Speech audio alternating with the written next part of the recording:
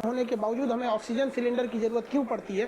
क्या होता है nebuliser, oxygen concentrator, oxygen cylinder, liquid medical oxygen या फिर वेंटिलेटर, इन सब की जरूरत क्यों पड़ती है? इनमें क्या अंतर होता है? देखिए, हमारे वायुमंडल में जो 98% 78% नाइट्रोजन है, जिसका हमारे श्वसन में कोई रोल नहीं होता है। जो ऑक्सीजन है वो मात्र 21% है। तो हम जितना सांस लेते हैं ना, उसका 21% ही हमारे उसमें जाता है और 8% अदर गैसेज है वहाँ पर। तो इस 21% में से फेफड़े को नाइट्रोजन अलग करना पड़ता है, बाकी सारे गैसों को अलग करना पड़ता है। लेकिन जब हमारा फेफड़ा डैमेज हो जाता है बीमारियों की वजह से, तो वो ये सारी क्रिया को नहीं कर सकता है। इसलिए हमें क्या चाहिए कि उसको टोटल का टोटल प्योर ऑक्सीजन दे और उस ऑक्सीजन को उसे छांटना ना पड़े। हालांकि फेफड़े टोटल दिए गए ऑक्सीजन का केवल 4% ही लेते हैं। 21% ऑक्सीजन जो लिया जाता है उसका 4% ही यूज हो पाता है। लेकिन यहाँ पर फेफड़ों को ज्यादा वर्क करना पड़ता है। सबसे पहले नाइट्रोजन और अलग की गैसों करो, फिर उसमें से 4% निकालो। इसलिए मरीज को डायरेक्ट दिया जाता है 99% शुद्ध ऑक्सीजन, जिसमें से वो उसका शरीर उस 4% के आसपास ऑक्सीजन को एब्जॉर्ब कर लेता है। देखिए, नेबुलाइजर एक ऐसी मशीन होती है, वो जो छोटी सी मशीन है, ये हवा से ऑक्सीजन को सक करती है और इस सक किए हुए ऑक्सीजन को भेज देती है फेफड़े में। ये 80 से 85 से 95% शुद्ध ऑक्सीजन को ये खींच लेती है। ये छोटी सी मशीन होती है, नेबुलाइजर बोलते हैं। ये स्टीम बनाने के भी काम आती है। तो अक्सर इसका प्रयोग वैसे मरीजों को किया जाता है जिनकी दवाइयों को भाप बना के फेफड़े तक पहुंचाना होता है। अक्सर इसका प्रयोग अस्थमा के मरीज करते हैं, लेकिन इसका कोरोना में प्रयोग करना घातक है। कुछ लोग क्या कर रहे हैं, कह रहे हैं कि भैया इसमें हम दवा नहीं डालेंगे। आप जब इसमें दवा डाल देते हैं तो ये नेबुलाइजर क्या करता है, उस दवा को स्टीम बना के और इसके भाप के साथ आपके फेफड़े में छोड़ देता है, तो जिसके साथ आपकी दवा भी बहुत अच्छे से फेफड़े तक चली जाती है। लेकिन दमा और अस्थमा में इसका प्रयोग करना उचित था, लेकिन इस तरह के अस्थमा के कोरोना के मरीज को इसका प्रयोग करना ठीक नहीं है, क्योंकि इसमें उतना ऑक्सीजन नहीं रहता है जितना कि कोरोना के पेशेंट को चाहिए रहता है। अब ऑक्सीजन कंसंट्रेटर क्या होता है? ये एक छोटा सा डिवाइस होता है जो हवा से ऑक्सीजन को सक करता है, उसमें से धूल कण, कार्बन डाइऑक्साइड और नाइट्रोजन को बाहर करके हमें ऑक्सीजन देता है। ये एक डिवाइस होती है, ये कई शेप में आती है, कुछ पोर्टेबल भी होते हैं, छोटे होते हैं, कुछ बड़े साइज के भी होते हैं। इनमें 90 से 95% शुद्ध ऑक्सीजन होता है, यानी ये नेबुलाइजर से ज्यादा मात्रा में ये ऑक्सीजन हमें प्रोवाइड कर सकते हैं और ये 24 घंटे हमें ऑक्सीजन दे सकते हैं, क्योंकि इन्हें बिजली या फिर बैटरी के सप्लाई से चलाया जाता है। ये ऑक्सीजन सिलेंडर की तरह इसमें कभी ऑक्सीजन खत्म नहीं होता है। अगर इसमें पावर सप्लाई है तो ये ऑक्सीजन कंटिन्यूअस बनाते रहेगा। इसमें ऑक्सीमीटर लगा रखे हैं, इसमें ऑक्सीजन का फ्लो को भी कंट्रोल किया जा सकता है। ये जो होते हैं, ये इसमें ना सीरियस मरीज के लिए इसका प्रयोग नहीं किया जा सकता। ये केवल माइल्ड यानी हल्के या फिर मीडियम मॉडरेट लेवल के मरीजों के लिए इसका ही प्रयोग किया जाता है।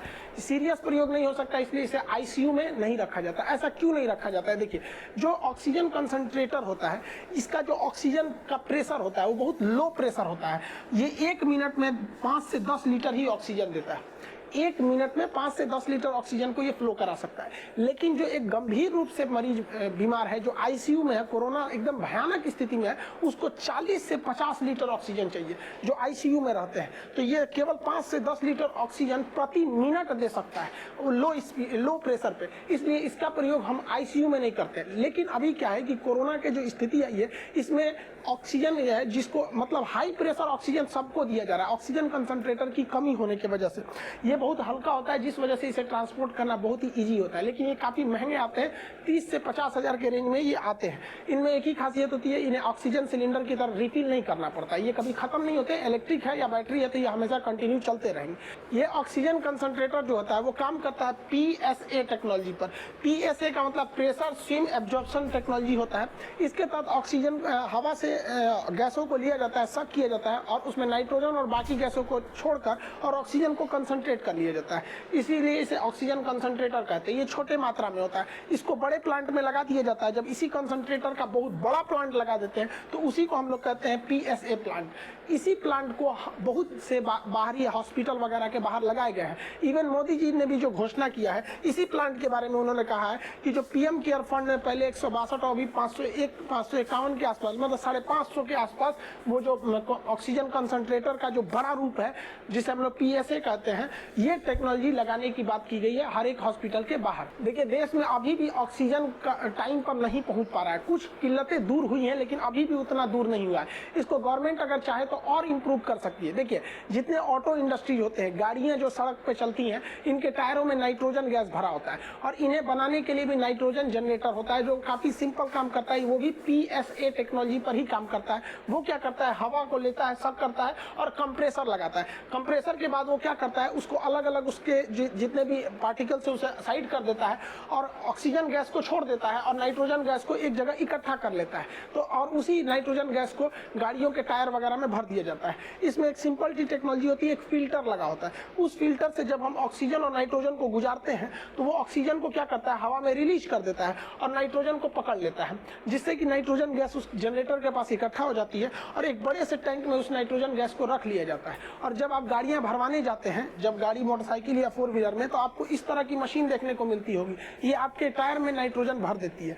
जहां इस नाइट्रोजन की बहुत ज्यादा जरूरत होती है वहां इस तरह का चीज प्रयोग करते हैं। चिप्स के पैकेट, नमकीन के पैकेट या जो भी पैकेटिंग सामान पैक होता है उसके अंदर हवा भरा होता है, वो नाइट्रोजन ही गैस होती है। तो ये नाइट्रोजन गैस काफी सिंपल तरीके से बनाया जा सकता है, लेकिन अगर गवर्नमेंट चाहे तो इसके फिल्टर को चेंज कर सकती है और इसी से ऑक्सीजन बना सकती है, क्योंकि यहाँ जो फिल्टर लगा होता है वो फिल्टर ऑक्सीजन गैस को हवा में छोड़ देता है और नाइट्रोजन को रख लेता है। अगर इसके फिल्टर को हम चेंज कर दे और ठीक इसका रिवर्स कर दे कि ये नाइट्रोजन को छोड़ दे और ऑक्सीजन को रख ले, तो जितने ऑटोमोबाइल इंडस्ट्री है या चिप्स पैकेट ये सब बनाने वाली कंपनी है, उन सबके पास नाइट्रोजन गैस का प्लांट है। उन गैस प्लांट से हम ऑक्सीजन इजीली जनरेट कर सकते हैं। और ये फिल्टर बनाना बहुत बड़ा काम नहीं है। अगर सरकार चाहे तो 48 घंटे में ऐसे फिल्टर बना के और एनओसी देके उसे तुरंत तत्काल प्रभाव में लिया जा सकता है। और हमारे देश में जहां जहां भी नाइट्रोजन प्लांट है या फिर गाड़ियों के जो सर्विस सेंटर है वहां वहां इस फिल्टर को चेंज करके ऐसा किया जा सकता है। नेबुलाइजर और ऑक्सीजन कंसंट्रेटर के बाद अब हम समझते हैं लिक्विड ऑक्सीजन।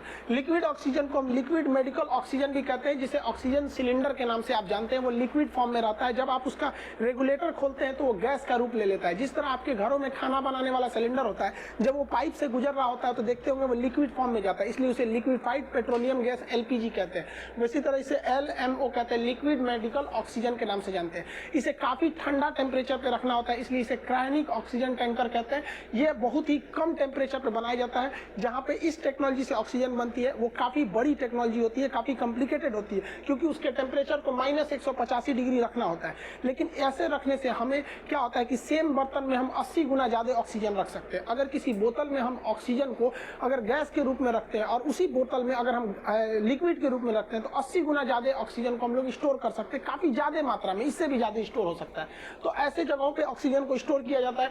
वहां से इस क्रायोनिक टैंकर से इसे ले जाया जाता है और हॉस्पिटल का अपना अपना एक टैंकर होता है, उस टैंक में भर दिया जाता है और उस टैंक से सप्लाई यही रहती है, जहां से अलग अलग ये जो ऑक्सीजन के कंटेनर होते हैं इसमें ऑक्सीजन सिलेंडर में इसे भरा जाता है और इसे जरूरत के हिसाब से दूसरे जगहों पर भेज दिया जाता है।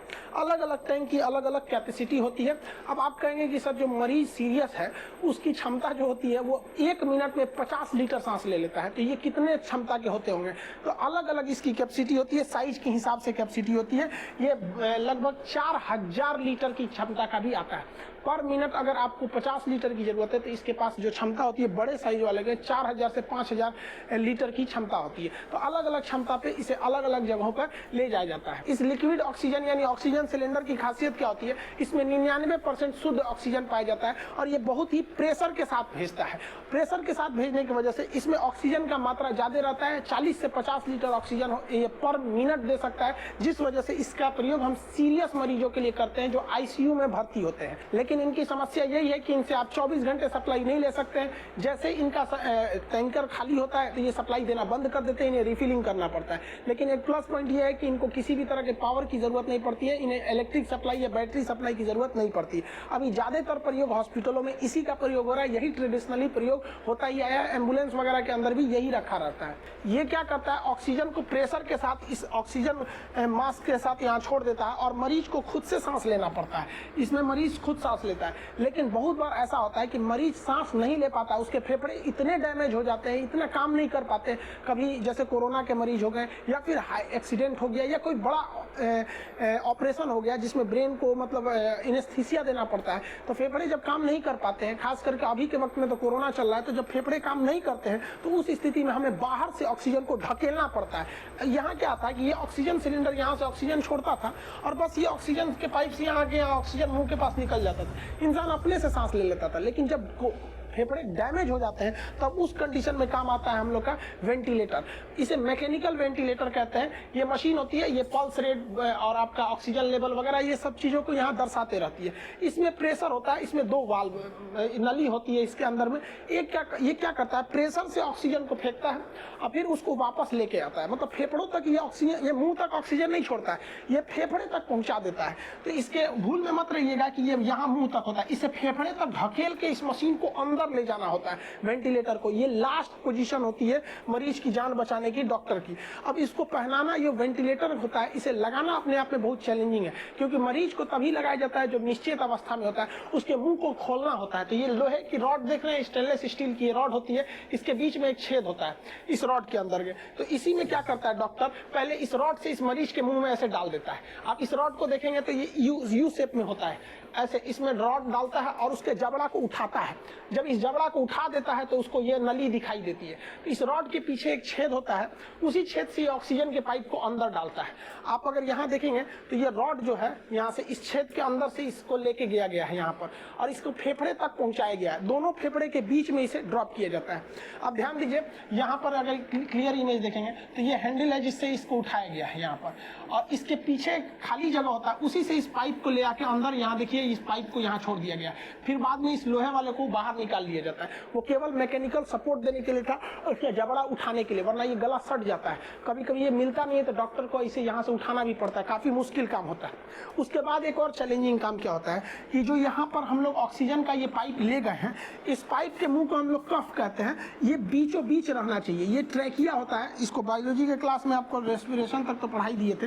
ये ट्रैकिया है, यहाँ से 2 बार हो जाते हैं ब्रोंकाई, और फिर आगे जाके ब्रोंकियोलेस होता है, फिर एल्वियली होता है। तो इस कफ को ना यहाँ पर ले आके रखना होता है ताकि ऑक्सीजन दोनों फेफड़े में बराबर जाए। और अगर ज्यादा नीचे ला देंगे, जैसे यहाँ देखिए ये कफ को यहीं पे रखा हुआ है यहाँ पर, और यहीं से ऑक्सीजन को छोड़ देना है ताकि दोनों फेफड़े में ऑक्सीजन बराबर जाए। और अगर एक साइड में हो जाएगा तो एक ही फेफड़े में ऑक्सीजन जाएगा। और इतना लगाने, जब ये लगा दिया जाता है तब उसके बाद से इस मशीन से प्रेशर दिया जाता है फेफड़े में, और वो मशीन जब फेफड़े में प्रेशर देती है तो हवा अंदर जाता है लंग्स में। फिर यही मशीन उसको निगेटिव प्रेशर करके वापस खींचती है, एक बार ढकेलती है, एक बार खींचती है। ये लास्ट होप होता है मरीज को बचाने के लिए। आप ओपीडी, इमरजेंसी या आईसीयू वार्ड सुने होंगे। देखिए ओपीडी क्या होता है, इसका फुल फॉर्म होता है आउटर पेशेंट डिपार्टमेंट। जैसे पटना, एम्स पटना का ये ओपीडी है। इसमें क्या होता है, कोई भी बाहरी मरीज जो है, जो चलने फिरने के काबिल है, जिसको कोई बीमारी हुई है, वो सबसे पहले ओपीडी में आता है। डिपार्टमेंट है ओपीडी। इस ओपीडी डिपार्टमेंट के बाद पूछता है काउंटर कहाँ है, तो काउंटर पे जाके वो अपना नाम, पर्ची उर्ची कटवाता है। यहाँ उसको पर्ची मिलता है जहाँ बताया जाता है उसे कौन डॉक्टर और किस कमरे में देखेंगे, तो उस पर कमरा नंबर वगैरह डॉक्टर बता दिया जाता है। फिर आप जाते हैं डॉक्टर के पास। डॉक्टर के पास जब जाते हैं, ओपीडी के बाद पर्ची कटाने के बाद अब कब नंबर आया, डॉक्टर जब देखते हैं तो डॉक्टर आपको दवा लिखते हैं, फिर बुलाते हैं कि अगले दिन आइएगा। या कभी कभी डॉक्टर देखते हैं कि नहीं, इनकी तबीयत ज्यादा खराब है, इन्हें ऑपरेशन या अगर किसी चीज की जरूरत है, तो आपको ऑपरेशन के लिए भी बुला सकते हैं। हो सकता है कि वो उसी दिन ऑपरेशन के लिए एडमिट ले ले, अक्सर ऐसा होता नहीं है, वो आपको किसी और दिन एडमिट के लिए बुलाते हैं। फिर आपको वो एडमिट करके आपका ऑपरेशन थिएटर, जिसे शॉर्टकट में ओटी कहते हैं, तो ऑपरेशन थिएटर में ले जाते हैं और आपका ऑपरेशन कर देते हैं। ऑपरेशन करने के बाद अब आप ऑपरेशन थिएटर में आराम नहीं न कीजिएगा, आपका रिश्तेदार हुआ जाके खाना ना खिलाएगा, कहीं ना कहीं रखेगा। तो जब आप अगर आप नॉर्मल मरीज हैं तो आपको ऐसे ही वार्ड में शिफ्ट कर दिया जाता है। लाइन से ऐसे चौकी लगल रहता है, बैठल रहिए यहाँ पे। और अमीर आदमी है तो आपको एक रूम दे दिया जाता है, और नॉर्मल है तो ऐसे वार्ड में रख दिया जाता है। इस वार्ड में डॉक्टर कभी कभार 3-4 घंटा पे आ जाता है, क्योंकि जो सीरियस मरीज नहीं रहते हैं उन्हीं को ओपीडी में ले जाया जाता है, नॉर्मल वालों को। तो जिनका ऑपरेशन है वही ऑपरेशन थिएटर और वार्ड में जाते हैं, और नहीं जिनका ऑपरेशन नहीं होना है, नॉर्मल दिखाना है, किसी को ब्रेन दिखाना है, आंख दिखाना है, ये अगर ऑपरेशन नहीं है तो ओपीडी में जाइए, पर्ची कटाइए, डॉक्टर से मिलिए, दवाई लिख के जाइए, कब खाना है खा के आइए। लेकिन एक होता है इमरजेंसी डिपार्टमेंट। इमरजेंसी में कोई खुद नहीं जा पाता है, कोई दूसरा आदमी ले जाता है। मान के चलिए भयानक एक्सीडेंट हो गया, कोई गोली मार दिया, कोरोना का एकदम सीरियस मरीज हो गया, तो इस सब में इमरजेंसी होता है। यहाँ पर आप तुरंत यहाँ पे पर्ची कटाना थोड़ा सिंपल होता है इमरजेंसी में। इमरजेंसी में जैसे जाते हैं तुरंत आपको आईसीयू में भेजा जाता है, इंटेंसिव केयर यूनिट। आपकी गहन जांच होगी। आईसीयू में जब आप रहिएगा ना तो एनी टाइम वहाँ डॉक्टर और नर्स रहते हैं, जबकि वहीं ओपीडी के वार्ड में रहिएगा तो आपको एनी टाइम यहाँ डॉक्टर नर्स नहीं मिलेंगे, क्योंकि यहाँ नॉर्मल मरीजों को रखा जाता है, बहुत सीरियस नहीं रहते हैं। लेकिन वहीं अगर आईसीयू में रहेगा तो इंटेंसिव केयर यूनिट 24/7 मतलब 24 घंटा आपके पास कोई ना कोई निगरानी रहेगा। इसमें ये बहुत ज्यादा होता है। अगर इसमें तबीयत अगर आपकी बिगड़ती है, मान के चलिए एक्सीडेंट हुआ या कुछ हो गया है, अचानक तबीयत बिगड़ती है तो डॉक्टर आपको देखने के लिए आते हैं। और अगर मान के चलिए डॉक्टर को लगा नहीं एक्सीडेंट हुआ या ऐसा कुछ हुआ है, इसका ऑपरेशन करना पड़ेगा, तो इस आईसीयू से उठा के तुरंत आपको ऑपरेशन थिएटर यानी ओटी में ले जाया जाता है और वहाँ ऑपरेशन कर दिया जाता है। एक तो पहले आप सीरियस थे, इमरजेंसी में खुदे थे, उस पे से कर दिया ऑपरेशन और वो चीरफाड़ हो गया। अब आपकी और जरूरत है तो आपको आईसीयू का जो वार्ड होता है, आईसीयू वार्ड ये वाला जो होता है, ये बहुत वीआईपी व्यवस्था होता है। यहाँ हर एक मशीनें आपके लिए अवेलेबल होती है। ऐसा नहीं कि थर्मामीटर बुखार नापना है तो दूसरे से लाएगा, सब आपके लिए वहाँ पर्सनल रहेगा, आपकी सारी मशीनें वहाँ अवेलेबल रहती है। तो बहुत ये आपको आईसीयू वार्ड में एडमिट कर दिया जाता है। जब आपकी तबीयत ठीक ठाक होने लगती है, सही हो जाता है, तो आईसीयू वार्ड से उठा के आपको जनरल वार्ड में भेज दिया जाता है, जो नॉर्मल मरीजों के लिए रखा गया। इसके बाद आपको घर भेज दिया जाता है। आई होप कि आप इन सारी चीज़ों को समझे होंगे, लेकिन हम भगवान से यही दुआ करते हैं कि आप में से किसी को भी इन सब चीज़ों को देखने की नौबत ना आए। अब जब तक कोरोना नहीं चला जाता है, आप सब सेफ रहिए। कम से कम 15 से 20 मई तक तो अपने घर में ही रहिए, क्योंकि हॉस्पिटल में जगह ही नहीं है। मरीज डॉक्टर परेशान है, इतने मरीज हैं कि वो सबका ख्याल नहीं रख पाते हैं लोग। डॉक्टर भी एक इंसान होते हैं, वो भी झिझला जा रहे हैं वहाँ, इतने मरीज हो गए और जगह नहीं है। पर डे 4 लाख मरीज मिलना, सिस्टम चरमरा जाता है। हॉस्पिटल इतना नहीं है भारत में, इसलिए जहाँ है सेफ रहिए, सुरक्षित रहें। हम बहुत जल्दी इस कोरोना को जंग जीतेंगे, लेकिन ऐसा ना हो कि इस कोरोना की जंग जीतते जीतते हम अपने बहुत सारे साथी खो दें। हमें जीतना भी है और अपने साथियों के साथ भी चलना है। आप जहाँ रहें सुरक्षित रहें। मिलेंगे नेक्स्ट क्लास में। जय हिंद।